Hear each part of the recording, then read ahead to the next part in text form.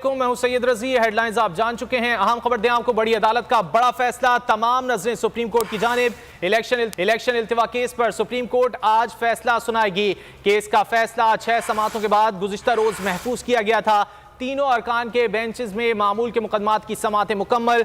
जजेस मामूल के मुकदमात की समात के बाद चेंबर्स में पहुंच गए हैं। इसी हवाले से बात कर लेते हैं। हमारे साथ मौजूद हैं नीलम अरशद और उनके हमरा मौजूद हैं सीनियर एंकर पर्सन और तजियाकार समी इब्राहिम साहब। नीलम, क्या इत्तिलात हैं, कब सुनाया जाएगा ये फैसला?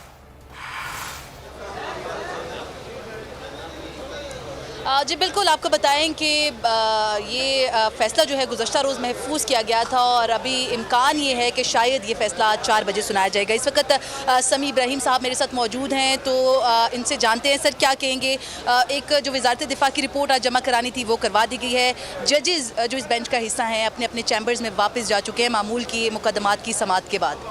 देखें, सबसे पहले तो मैं आपको ये बताऊं कि ये सुप्रीम कोर्ट ऑफ पाकिस्तान है। ये सबसे हमारा जो बड़ा इंसाफ देने का इदारा है। और जब मैं यहाँ पे आ रहा हूँ तो मैंने देखा इधर सामने एक साइड पे अभी भी आज भी बड़ी तादाद में वकील खड़े हैं, सिक्योरिटी के लोग खड़े हैं, बाड़ें लगाई गई हैं, इधर लोगों को रोका जा रहा है। कुछ वकील जो पंजाब बार काउंसिल के मेंबर हैं, कुछ के उनको पुलिस अंदर नहीं जाने दे रही, वो लड़ झगड़ रहे हैं। तो ये वो जगह है जहाँ पे लोग इंसाफ के लिए आते हैं। और हालात ने जो यहाँ तक पहुँचा दिया है कि इस इदारे के अंदर आना भी इस वक्त एक मसला बन गया। दूसरा, जो ऑर्डर्स आ रहे हैं, अब देखें काजी फैज़ साहब ने रात एक रजिस्ट्रार के बारे में कहा कि जी आप चले जाएं, तशरीफ़ ले जाएं। काबीना ने फटाफट उसका फ़ैसला कर दिया। ये लोग जो जजेस हैं उनकी पोजीशन भी ख़राब कर रहे हैं। पिछले 5-8 दिनों में जो हुकूमत ने किया है, वो जो जजेस के नोट्स आ रहे हैं उसकी लाइन में आप देखें तो मैं तौहीन अदालत से बचने के लिए यही कह सकता हूँ कि क्या हुसैन ये कोइंसाइड कर रही हैं चीज़ें। इसे हम कहते हैं कि ये इत्तफाक़ात ज़माना है। बड़े अजीब ऐसे इत्तफाक़ सिर्फ पाकिस्तान में ही होते हैं। फिर आप देखें कि रजिस्ट्रार सुप्रीम कोर्ट के जिस तरीके से काबीना ने उनको तब्दील करने की कोशिश की, यानी इस हुकूमत को शर्म नहीं आती। ये जो जहाँ पर 1997 में शरीफ ख़ानदान था वहीं पर है, लेकिन अब उसके साथ साथ जरदारी ख़ानदान भी एक्सपोज हो गया कि this is what they want to do. और इन्होंने हमेशा से ट्रेडिशन रही है कि आप चीफ़ जस्टिस ऑफ पाकिस्तान से कंसल्ट करते हैं रजिस्ट्रार की तब्दीली के लिए, लेकिन नहीं, ये इतनी ताकत के अंधे है। ये जो मैं तो इनसे कहूँगा ये करप्ट टोला है। मेरा इनको हुकूमत कहने को भी दिल नहीं करता। ये जो करप्ट टोला इक़्तिदार से चिमटा हुआ है, इन्होंने रात एक बहुत बड़ा वार किया काबीना ने। आप देखें ना, सरकारी अफसरों को उठा दिया, सारे वो हमकी ढमकी जो थे सारे चोर मिल के बैठ गए और उन्होंने वो फ़ैसला किया। लेकिन ये नहीं कर सकते ऐसा, इसलिए कि सुप्रीम कोर्ट के चीफ़ जस्टिस जो हैं वो उनके पास इख्तियार है, आइन ने, पाकिस्तान ने इख्तियार दिया उन्हें, वो इस ट्रांसफ़र को भी रोक सकते हैं। और अभी तक इशरत अली साहब बैठे हैं ना रजिस्ट्रार के कमरे में। मुझे ये बताइए, इस हुकूमत की क्या औकात रह गई है, इसकी इस वज़ीर आज़म की क्या हैसियत रह गई। ये कल तकरीर कर रहे थे कि कानून और आइन के मुताबिक अगर कुछ नहीं हुआ तो खुदा न खास्ता पाकिस्तान को कुछ हो जाएगा। तो मुझे ये बताइए कि आप जो कुछ कर रहे हैं, ये कह रहे हैं कि हम सुप्रीम कोर्ट के 3 मेंबर बेंच की जजमेंट नहीं मानेंगे, ये आइन और कानून के मुताबिक है। आप यहीं पर आपके भाई साहब जो गला फाड़ फाड़ के कह रहे थे यूसुफ रज़ा गिलानी को कि या सुप्रीम कोर्ट की जजमेंट पूरी करो या घर वापस चले जाओ, तो अभी क्या कह रहे हैं? अभी जजमेंट अब कहते हैं कि बेंच कबूल नहीं है तो जजमेंट काबिल कबूल नहीं है। ओ भाई, आप कोई किसी निकाह की तकरीब में बैठे हैं, आपको कोई कबूल है या नहीं है? आप भगौड़े हैं, आप चोर साबित हो चुके हैं, सर्टिफाइड चोर हैं। फैसले हक में आए तो अच्छे होते हैं, ना आए तो कहते हैं एक गुड नोटिस और एक बैड नोटिस है। देखिए, ये मंजरनामा है सारा। मैं ये बात कर रहा हूँ कि सुप्रीम कोर्ट ऑफ पाकिस्तान की अगर इन्होंने ये हालत कर दी है तो जिन गरीब लोगों को उठा के ये ले जाते हैं, क्या कर रहे हैं लोग? ज़मानत करा के बाहर निकलते हैं और ये उठा के ले जाते हैं। इस वक्त एक जंगल का कानून इन्होंने बना दिया है। और अभी जैसे आपने कहा, हमारे पास अभी कन्फर्मेशन नहीं है कि कोई फ़ैसला लिखना शुरू हुआ है। ये हमें ज़राए बता रहे हैं कि जो वज़ारत दिफ़ा की रिपोर्ट है वो सबमिट हो गई है और ये भी यहाँ पर एक इत्तला गर्दिश कर रही है जिसे हम कंफर्म नहीं कर सकते कि तकरीबन 4 बजे शायद फ़ैसला सुनाया जाएगा। लेकिन एक बड़ा सवाल ये है, हुकूमत कह रही है कि मैं सुप्रीम कोर्ट के हम फैसले पर अमल दरामद नहीं करेंगे। सुप्रीम कोर्ट आइन और कानून के मुताबिक फ़ैसला देना चाह रही है और देगी, तो एक टकराव है। आम आदमी जो है, जो हुकूमत की तरफ देखता है, जो इदारों की तरफ देखता है अपने उसके लिए, अपने रिलीफ के लिए, वो कहाँ जाएगा?